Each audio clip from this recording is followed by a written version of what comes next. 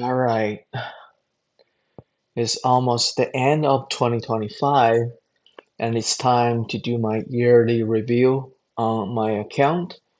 I have made this spreadsheet to track my performance because when I come back after a year, most of the time I forgot what I did in the last year. That's kind of hilarious. I have to go through my own videos to get to see like what I have done in the past. So I create this spreadsheets just to tracking all that, and it's easier for me to see what is going on here. So my video started in 2023, and that would be my base point. And I did another one in 2024, and this year that will be my second year to track my performance.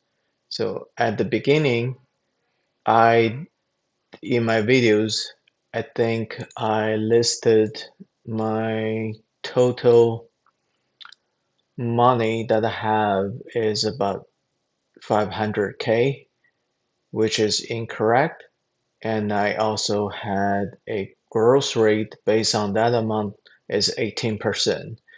So I will need to come up this amount of money to be able to achieve my own version of financial free.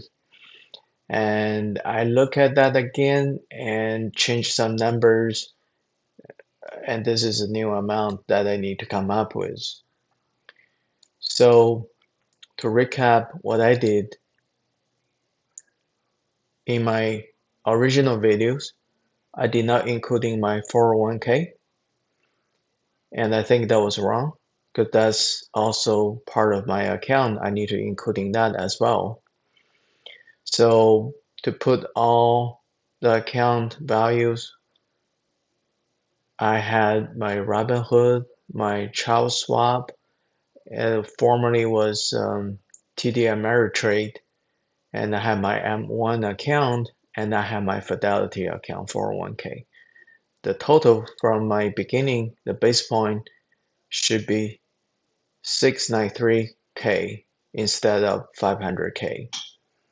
So I already did a recap for my performance in 2024, and this is my end of year, my account values, and this is how much the increase over the previous number. So I'm going to do that again for 2025, and that is just to get me some ideas if I'm on track or not. I think that either 16% or 18% year over year increase, this absolutely I have to make sure this happens, either from my account performance or I need to put some cash to make sure I have that goal met. So let me go back to my sheet two, and I lost my original spreadsheets. That's where I got all the calculations. I had to make another one. This amount of money is matching with what we have here. I round it up. And I also made a change for the average annual return rate. I lowered it to 8% from 10%. I think that's a more conservative way to make sure everything will keep in track. I used to have a 10%, and I think I want to be more conservative, so I changed this to 8. And this amount, I have not changed that. And inflation rate, I have not changed that yet. There will be adjust when I reach to my 10 years, and we'll go from there. See how much adjustments we have to do. All right, so let's fill out those numbers first. Then we'll go um, at the end as a conclusion. So for Robinhood, gonna get over to my Robinhood account, and for this year, as you can see, it's about 39.5% or just 39% year to date, and that is pretty good. So I'm just gonna copy this number for now and we'll put it back in there.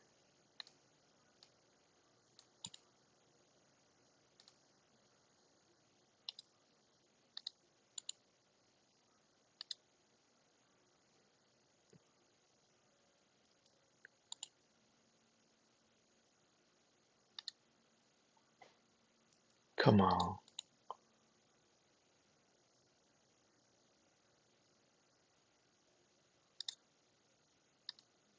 All right, let me go back and see that again.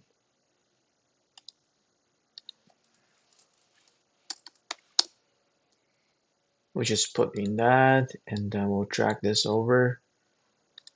So if you compare the values from the beginning to the end, and that's how I have from here to here, there's a 47% increase.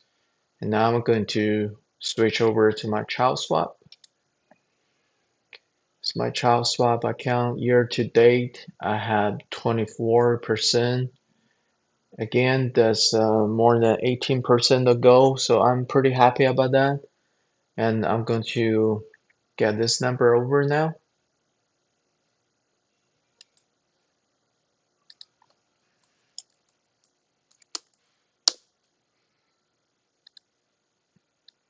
And let's see.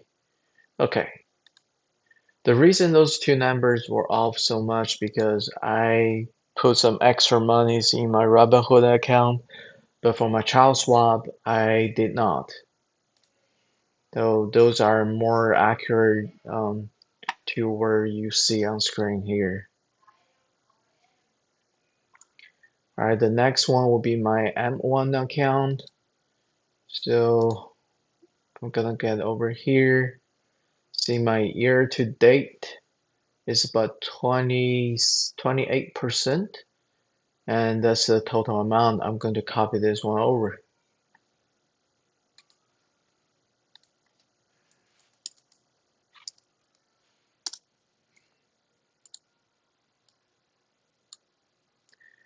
And again, this number is much higher because that's my dollar cost averaging account. I kept putting money in consistently across the year.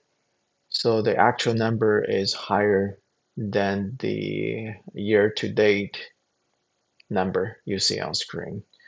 My fidelity is the same thing as every month is been putting money out of my paycheck. So let's see that.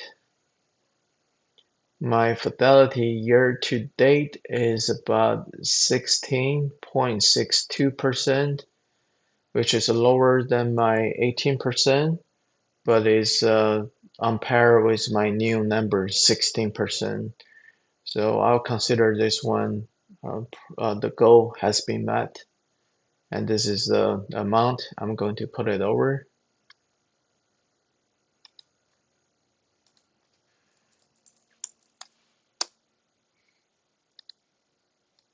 I think this number will be much higher than 16, of course. So the color green means I'm more than the 18% goal that I have set.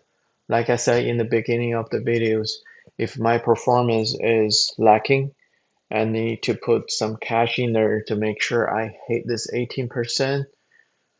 So going forward, that's what I'm planning to do. So for this year, you can see the numbers are lower than last year. That's also because of the base point is much lower in the beginning, and now it's getting larger and larger. So those numbers will probably getting smaller and smaller, depends on what I do. So for year 2025 is a pretty solid year. I consider all goal has been met, and that will be my solid second year. So 8 years more to go. That'll be all the way to 2033. And in this year, we'll continue to check if any adjustments we have to make, and we'll go from there. So what did I learn from this year? I think the most changes I have made is for my Robinhood account, I initially wants to use this account as a cash account that only claims the cash reward from Robinhood. It was about 4.25% and it's keep on dropping a little bit as Fed will continue cut the interest rate. So I did a whole lot more trade on my Robinhood account. Now is pretty much a long hold plus swing trade account for me for my Robinhood. And for my child swap, I did not I did not make any day trades for this account for the whole year. So what do you see on screen for my child swap? That is a long hold. I did not sell anything. It was just a couple of options here and there. So that 25% is very good compared to the result I had a couple years ago when I started day trading. That's really bad. So how did I manage to do that? Because on this, I have two accounts. This is my largest account, and this is my Roth RA account. And this account, I did a lot of day trading, and the performance was not good at all. So that proves my point again. Day trade is not a good style for me. I'm probably gonna get away from day trading from now on and just focusing on the good stocks and buy and hold and some swing trade and options.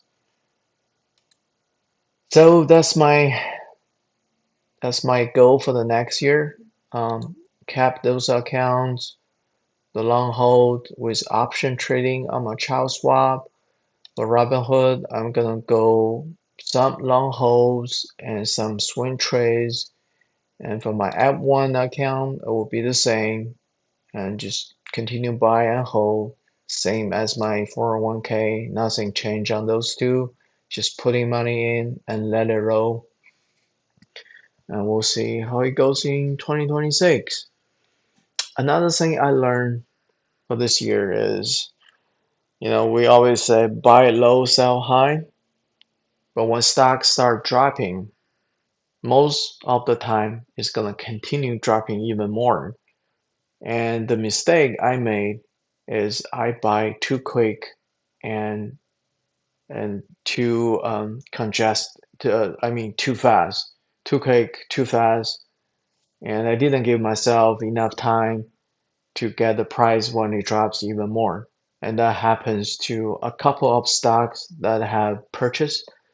And I remember one of them is AMD. I have about 900 shares and I bought them too quick. And I load like a couple hundred shares at the time when it was around 180. And then when it dropped to 160, I load another couple hundred shares. And I remember AMD was continued to drop. It was even below $100 if I remembered.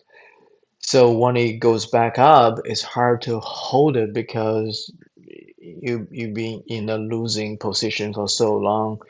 So I think I got rid of my AMD with a very minimum gain, almost broke even. And after that, AMD went up so much. And there's also another stock that happened to me is a Lululemon. I did the same thing. I loaded too fast, did not give myself enough time to load it in batches. So in year 2026, I think what I'm going to do is when I start loading it, when the stock that I'm interested start to dropping, I'm going to load little by little, not like a couple hundred shares anymore. Probably depends on the price and gonna set up a couple of buying points and load like with a plan. If it drop like 20%, I'm gonna load like how much? If it drop 40%, I'm going to load another batch. Things like that. Yeah, that's pretty much for me for this year. And we'll go again in 2026.